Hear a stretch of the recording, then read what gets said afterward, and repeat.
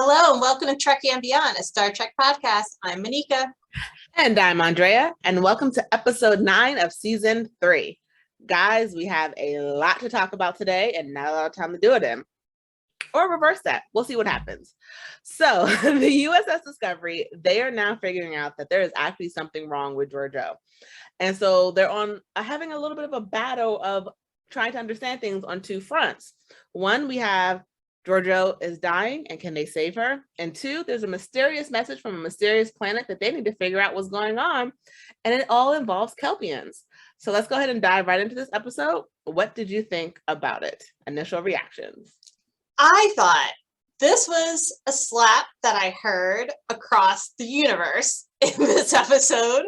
And I can tell that Georgiou has a grumpy old patient. She's already grumpy sometimes, but she is not taking this condition very easily and not listening.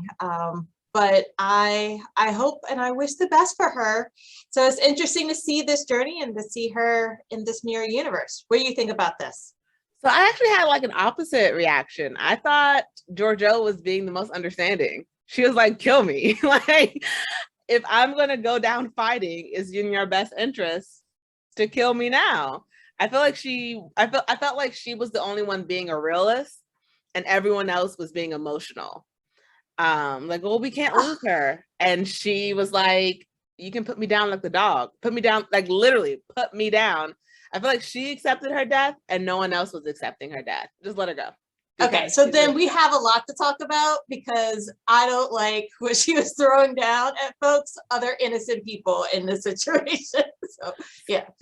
We have a lot to discuss. Okay, so you know what? We're gonna do a deeper dive into this episode. And before we get into the whole Georgiou conversation, because that is going to be a conversation for the episode, let's talk about the other aspect of this episode, which is the hidden message that they were able to decipher. And we find out that it's a Kelpian who left this message. It happened a couple of months before the burn because they were going to this nebula to find a lithium because they thought it was a dilithium nursery that was there. And it's very interesting that the burn started while they were searching for dilithium, and it was the lithium that exploded. So it makes me wonder, how is it all connected? Well, what did you think of Saru getting to see like another Kelpian actually be in Starfleet? Not just hear about it, but to see it. I think that shows even more that Saru's insights as the only Kelpian that we know of at this point in time in Starfleet could be a flagship, could be an opportunity for him to also be more of a leader, an ambassador. We'll see. He has a lot of other strengths to bring to this, and I think he's also a proud Kelpian to be able to to find out more about this and digging deeper. So yeah, it's definitely giving us more of the what is the right word? Mystery, intrigue, yes. Clues to this whole season-long question of what caused the burn and how do we like save Starfleet's soul according to Michael Burnham, you know? Yeah. But the big mystery of this episode is what's really going on with Georgiou. And we see that it starts off with Hugh is talking to that old guy who I don't really trust, but now I trust him a little bit more, but I still don't trust him 100%. From Starfleet, who is explaining that there is nothing to be done with Georgiou. And we meet that there's another, and the reason he knows this is because it happened to another Starfleet officer named Yor. Yeah. Basically, because he came from the past, like he time traveled, but he was also from a different dimension, a different universe. Like he had a horrible breakdown and he didn't travel that far into the future. But because Georgiou traveled so far into the future and she's from another different universe, that's why it's happening so fast because it's explained to Hugh that your molecules only want to exist in the time that your molecules were created. And so that bears for like almost like a warning, a foreshadowing that something else could go wrong with Discovery because all of their molecules belong 930 years in the past. So this leads me to think two things could happen. One, they're gonna start being affected by this in future seasons, or two, somehow they get sent back to the past. Because if it's gonna happen no matter what, it's just a sense of time. It doesn't make sense. You can't say that's science and then keep them there and no repercussions. I know it won't happen as fast as Georgiou, but from the way he explained it, it was like it was something that was going to happen. That's going to happen anyway. That's why time travel was like canceled out in their time. Right. But I wonder about this whole premise, because Michael Burnham's mom traveled a lot in time, 100 times. Mm-hmm. And then also she learned about this technology through the Klingons, and then also Harry Mudd was traveling. So there's a lot of other time travel here that I don't know, we haven't seen the side effects from, but they weren't traveling across mirror universes, but there was a lot of time travel. I will say, I don't know if Harry Mudd fits in it, because his molecules were always in the same time period, but he just kept restarting it. But for Michael's mom, that is a really good point, because she was in the future, but we also don't know how long it would take for them. It's a total possibility that her mom could get sick in the next season. That's a good point, because her mom did go back and forth a lot. Did her going back and forth slow the process down for her, because her molecules were existing for maybe a couple milliseconds back in their homes, like in their home time, and then jumping back? Because the way, I'm just saying, from the way he explained it, it seemed like it was going to happen, not a if, but a when. Right. And Georgiou, because she's from the mirror universe, is just speeding up a lot faster than it would if she was just time traveling. Right. And this could be the reason why it's outlawed, because we heard about that a few episodes ago. And at first I was thinking, because then you could, like, I don't know, conduct some sabotage. You could get ahead of a system. I write Harry Potter. I would take it from her and I would write it. Right. So yeah, I would change a lot of it, but I would write it. We could change the future, right? So Hugh, when he's still talking to the doctor's like, there's no possible way. And he's like, well, we're going to still find a way. Computer, search for an answer. And then the doctor's like, it's not going to find one. But they don't have the sphere data that the Discovery does, and they find a solution, which is a very weird, not explained well solution at all. But it's explained-ish, I guess, that she has to go to some remote planet to go through a test to be healed. None of it seems scientific. I thought Discovery shared their sphere data with the Federation. I thought they had a knowledge transfer. Yes, but they never searched. I don't think he used it to search for an answer until Hugh did. Because there's something off about that old guy. I'm telling you, I don't trust him. Use all your resources, folks. So Hugh basically goes to Saru and says, hey, we need to go take Georgiou to this spot to try and save her. And this is where you comes into what you were talking about, how Saru was like, we can't outweigh the needs of the many for one, basically proving that he was going to be loyal to Starfleet as a whole and not go on a tangent. Because I'm going to be honest, the last couple of episodes, Discovery has been doing a lot of Discovery first missions. And I get why Saru was like, we can't keep doing this. Like, we can't keep having issues to showcase. Like, we're trying to join them, not be their, like, redheaded stepchild who's always a problem. Right. And we also know that something brewing in the Emerald Chain that could pop off at any moment. And a lot of it's the Discovery's fault. So, like, I get Saru wanting to be there to make sure that they can help stop the issue that they created. And just like you said, but Vance did teach him, if this does go wrong and you were able to help and you didn't, your crew's never going to look at you the same. But like, here's like the fatal flaw of Starfleet, in my opinion. At some point, you got to stop hoping and believe science, because you're a science vessel. In real life, I'm never going to give up hope. But in this show, you are a science vessel. You research, you follow all the clues, you do everything that science tells you to do, you believe it. And yet, Georgiou's the only one who's accepting her death. And I think the reason why she's being so antagonistic in this episode is because she's trying to get them mad enough to not care anymore. And the reason they're not trying to give her up is because they are going to miss her. And they're like, we're a family, we can't lose you. And she's like, and the old guy, because I refuse to remember his name because I still don't trust him. He's like, Terrans are going to go down with the fight. She's going to want to die in battle.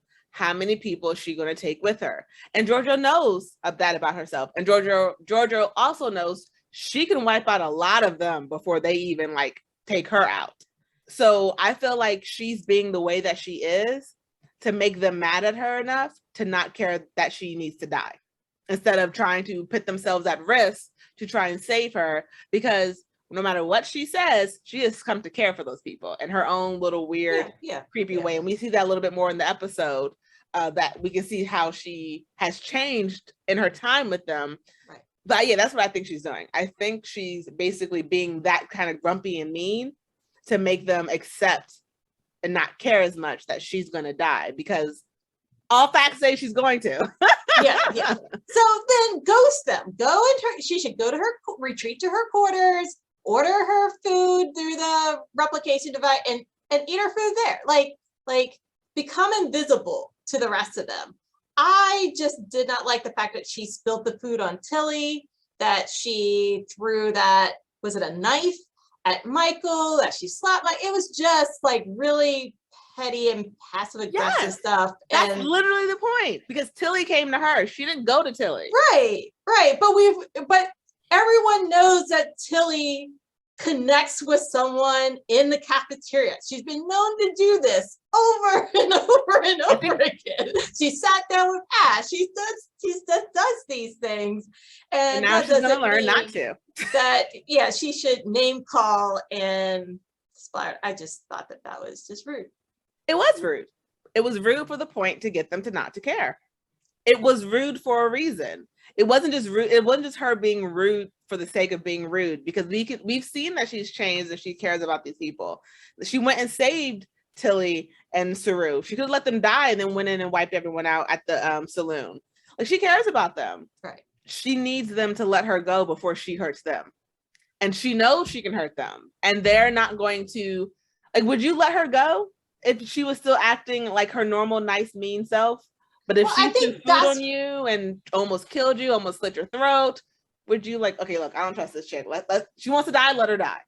I think that's why Vance asked that question to Michael. Would you let her go?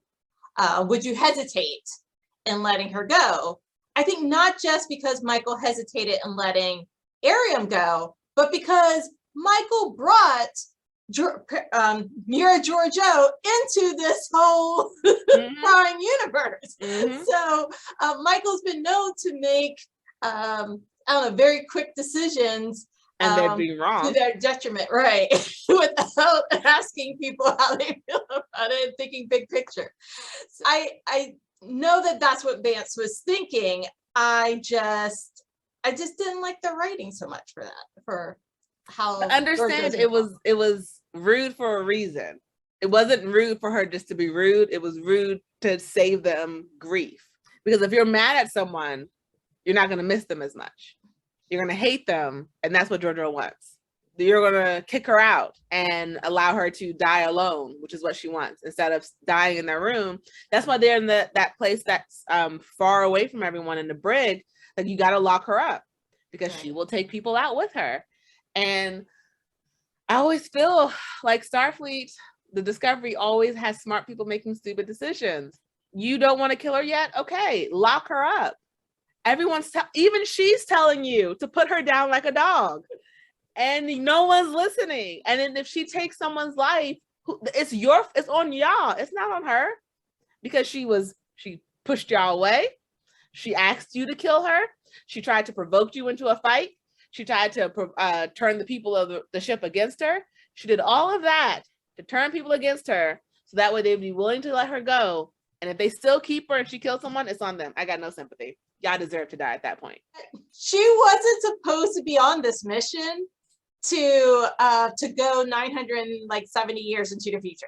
That she was part of Section 31. She could have just stayed behind, and she would have been, I guess she would have not had these problems, but she decided to tag along and invite herself onto the ship to Discovery. Yep, because she loves them. She's cares. She's come. She doesn't want to seem like she cares, but she does. And we definitely see that, and we'll talk about that more in the second half of this episode. Because even though to us it seems like she's still her evil Terran self, we see that she has tamed out a lot with her time in Starfleet. Michael and Georgiou arriving on this seemingly out of the way planet to get Georgiou the help that she needs. And as they're walking on this ice planet and it's cold, and I don't get why they didn't just beam them down to the position. Questions that don't have answers. Did you think it was weird that they didn't beam them down to the direct spot they need to be in instead of making them walk in the cold for like 2 hours? Yes, but this has happened quite a bit, in which there's like a little journey after the beaming. And it makes no sense. Yeah, so they can talk. Whoever's on this away mission can talk it out. Yeah, but I see a trend. Like, I don't get why they did that. Like, it would have saved them so much time. Whatever. Okay, anyway, we get there and they're met by a man who basically shows up out of nowhere, which doesn't seem very scientific, which makes me wonder what the heck is going on. And there's a doorway that appears out of nowhere because they just walk from that direction. And he tells her that basically you have to go to this doorway and prove yourself, which is weird because, again, this is not a scientific answer to a scientific problem. So, like, what are you doing? And Michael can't go with her. She has to go on her own. And it made me think of like she has a medical issue with her. Like, her DNA is breaking apart. What is her? Do you want her to accept herself before she dies? Like, I don't see the scientific reasoning behind this. What did you think of like what was explained to her? I was confused by it because I've been thinking for the last, I guess, 2 seasons that they could spore drive back to the mirror universe and drop her off, because that was the original plan when she made the compromise with the Admiral in season 1, that she was going to help save the day and someone would send her back. And I just thought that that's how they were going to undo this. But so it's strange. I feel like I'm kind of now venturing into fantasy in this sci-fi show, and I don't like those types of things. So I'm hoping they'll explain this of how this, I don't know if they're dreaming or what, because this just seems bizarre. This door in a random place, this guy who may not be real. I'm stuttering because I don't understand it. So she has to go through this door and she walks through it and she's back in the Terran universe, but like in a memory, it seems like it can't be real. And we get to meet Captain Kelly again. I was very happy about that. I do like Captain Kelly. Right. And we get to learn, as Georgiou is learning, what time she's in, like, and where she's at. Like, we could see her catch her bearings that, oh, this is the day that she's learning about what's going down with Michael and everything else. And it's great to see that Kelly was always her ally. Because when Georgiou admits it out loud, she's like, I was going to have this conversation with you privately. She's like, oh no, the honor guard can be trusted. And it's like, because she knows they didn't betray her is the only reason she knows that they can be trusted. So it was very interesting to see her almost recoil at the evilness that she left. Like, that used to be like her everyday life. And now she's just like, I wasn't this bad, was I? She softened up a little bit. She did. We see the way that the Kelpians are treated. And you can even see her have a little bit of remorse in her eyes of like how like this Kelpian is about to be killed. And like he knows it. And they literally say to the Kelpian's face, like, we're going to kill you now and eat you tomorrow. And like, I don't know. It just seemed like either they were putting on a show just to show, I don't remember them being that evil. Like, I remember them eating Kelpians, of course. But like the way they were just acting, did it seem like it was her memory like amplified? Or was that like really how it was? Like, what did you think? I don't know about that. I do remember Terran Georgiou offering Prime Michael a Kelpian in front of everyone. I got that part, but it was more of when she was offered, it wasn't like overtly stated. Like everyone else knew, like undertones, like you were going to eat this Kelpian that you picked. Like he was going to be picked and killed, which is also like, this is really creepy.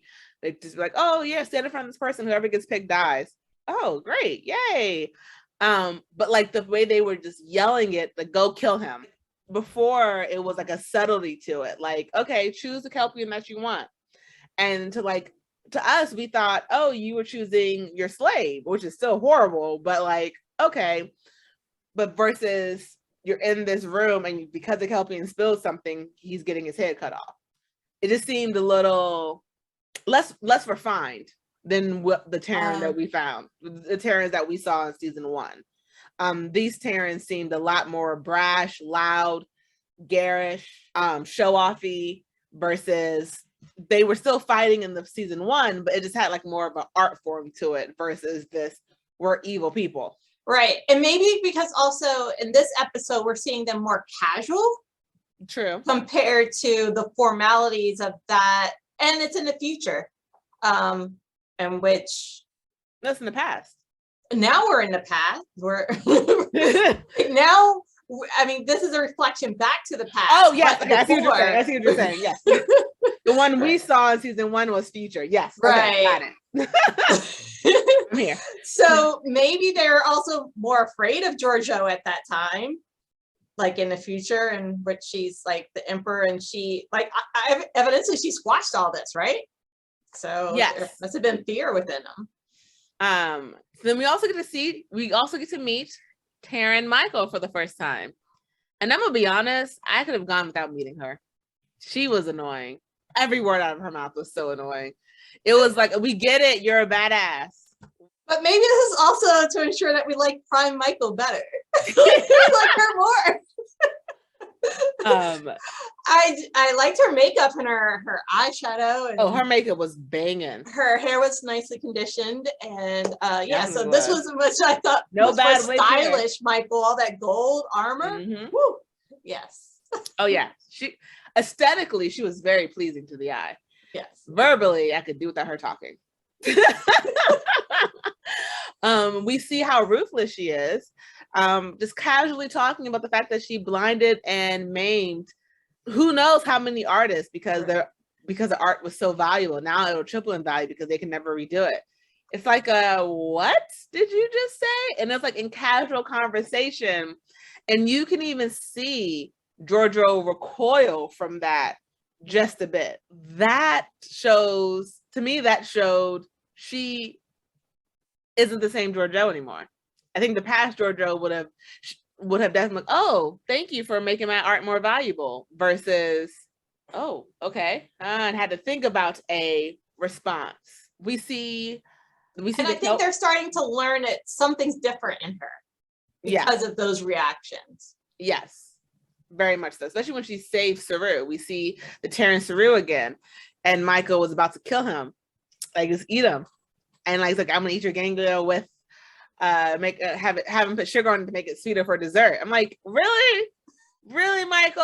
I don't believe you. Like, this is just a very different Michael, very different Michael, very different, non-refined. I'm happy you're dead, Michael. Like, you have no redeeming qualities. And to think about her and Lorca sleeping together and that age difference and how he's practically raised her, and she casually goes, oh yeah, I slept with him a couple times. Really though? Like, didn't he raise you? Was that not, does grooming not exist in this universe? Because that's creepy. That's real creepy. Sounds like they were using each other for power. Yeah, they definitely were. As the episode goes on, we definitely see that Michael reverting back to when before Georgiou went on the whole walkabout, and she ends up telling Prime Michael that the only reason she picked her off the trash pile was because she was the only one who didn't clamor to her for Georgiou to save her. And then we find out after Georgiou basically puts down the coup before it starts, she kills Paul and she kills Terran Paul in front of everyone. Oh, did you notice that we get to see a Terran Hugh for a second? Yes, and the red jacket. Yes. Yes. But yeah, she kills Terran Paul, to put down the coup, and then Michael has to show her support. And then later, I will say, Terran Dittmer was on Michael's side, because the way Terran Dittmer looked at Michael after Paul died, that was not a look of surprise, it was a look of, oh crap, she knows. Right. We learned that Michael never wanted to be saved by Georgiou. She was like, you think you saved me, but I was queen. I ruled that trash heap. And then you brought me here to where I was nothing. I was just your child. And it's very interesting because both Michaels were abandoned. Both Michaels were raised. And both Michaels, our Michael, Prime Michael, felt like she always had to live up to the family name that she was taken in by. And this Michael was upset that she was given a family name that she had to live up by or live under. But both Michaels are having problems with relationships with males. Selecting guys. Yeah, they have a bad male guy radar. Yeah. I will say, I think I have to admit that I was wrong, because I think I said in the first season that I didn't think they dated. It was because it wasn't explicitly stated that they slept together, but that they just had like I thought it was more of a paternal figurehead. I was wrong. They did the nasty, and they nasty for that. So I think I have to go ahead and say I was wrong, people. I'm sorry to the actor who plays him, but like, it's nothing against you personal. It's just, you were Lucius Malfoy, and I can't support that. I'm sorry. Your son, on the other hand, Tom Felton can get it. But going back to Star Trek, what did you think of just Georgiou's sparing of Michael's life? Because we see 2 times this episode, she holds a sword to 2 different Michael's throats and doesn't move forward with it. We see a lot of parallels between just their relationship and how much Prime Michael is changing Terran Michael, but how much Terran Michael missed how much Terran Georgiou missed Terran Michael. And now it's like the grass was greener in her brain, but she's back there. She's like, I don't know what I was really missing. Well, one of the things that I noticed, I think, between Joanne and, is it Jean? Like Jean was interested in Joanne's position on the bridge. And so the 2 of them fought to determine who's going to be in that position. So it seems as though in the Terran Empire, there's physical battles to work things out, not negotiations, not talking it through. And it's a much more aggressive undertone. She's learned this other way, but with Saru, with I think working with Pike and other people from Starfleet to talk it out, but she can't use those skills in this universe because that's just not the way it is. So like when in Rome do as Romans. And so she's having to turn it back on, but it's not as easy and natural, I think, to do that. I think it shows she clearly loves Michael, both Michaels. She doesn't know how just yet to come to terms with that and what to do with this current predicament that she's in, but still show to the rest of the crew that she's strong, she's the powerful one. But what do you do if your child, that in this case Michael, who is not following directions? I think that she's struggling with that because it's the ultimate demise to have your child conduct a coup against you. I think it's the ultimate like undermining of a parent. I mean, how bad, either how good or how bad of a parent were you? Like, did you like spoil them to the point where they feel like they're entitled to this, or were you abusive to the point where they're like, I need to kill you to get rid of you? But it also shows that there is growth within Georgiou, like you said, because the old Georgiou killed Michael. That's how she knew this Michael was a fraud. Right. And this Georgiou couldn't bring herself to do that. Right. So, and then I started thinking, she's changing the timeline. She's changing the directory of the future. If this is real, yes. Yes. I thought this was a memory. Right, but at this point, we're not exactly sure. Because like, if he could just send her back, he would have. Because it feels like this is a walkabout. Because like he said, the thing on her wrist was still. So I don't think any of this is real per se. It's real to her. So if she dies here, she dies in real life. But I don't know if it's going to change the future. If he could just send her back, I think he just would have sent her back. There's so much confused. This is a science show, people. This is a science show that's bringing fantasy and lore and walkabouts and dream walks and all that stuff into this episode, when it should have been strictly, hey, you know how you're dying? We have the cure. Just pop this thing, take this thing 3 times a month or whatever, and your molecules stay strong.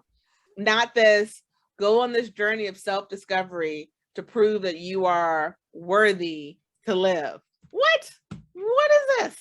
Right. And how do we resolve this? How do we get our true Georgiou back? That's the thing. Like, he did. Like, I don't feel like he explained anything about what she has to do. So part of it, like, it's like, this is a science show, people. It didn't really make sense that she would have to, like, what she has to do. Right. And it can't kill off her character this way, right? She can't fail. She'll just wake up from this dream if, yes. But it's not really a dream, because she walked through the door and she didn't go to sleep. So it's like a hallucination. There's no answer for where she is. It's just that the guy's from the future and has a newspaper that says she dies tomorrow, so she should do this. And in my opinion, they just kill her. Let her go out in a battle. I don't want her to die, but I also don't want her to go to the whole journey of self-discovery and then to still die at the end of it all. Right. Then I go back to my I don't know, my idea from last episode, in which I think in that barroom brawl, in the second episode of the season, when she was hit several times, and maybe that took a toll on her body, and maybe she could have died for a discovery. I don't know. I think this is a weird way of potentially phasing out her character.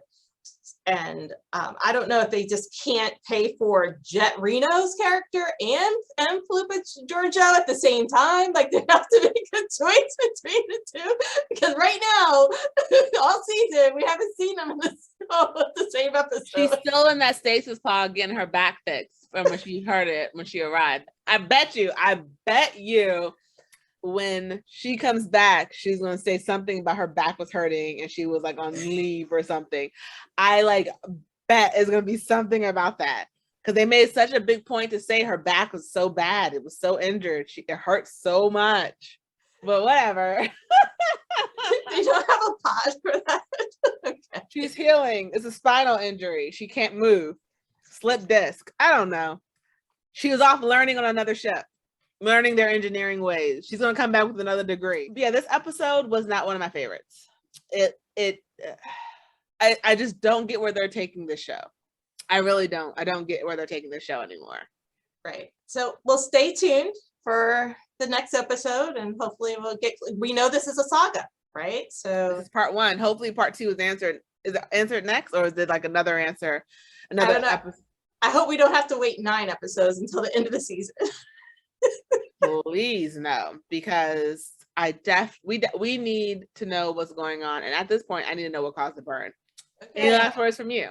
But until then, we have Discovery. We'll follow the producers, because we also like this drama. I do like the drama. I just wish it wasn't dragged out. Maybe half season arcs.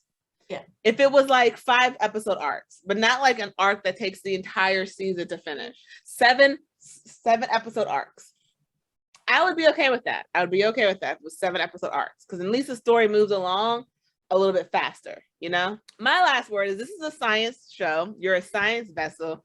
who uses technology to solve problems, not hope and faith.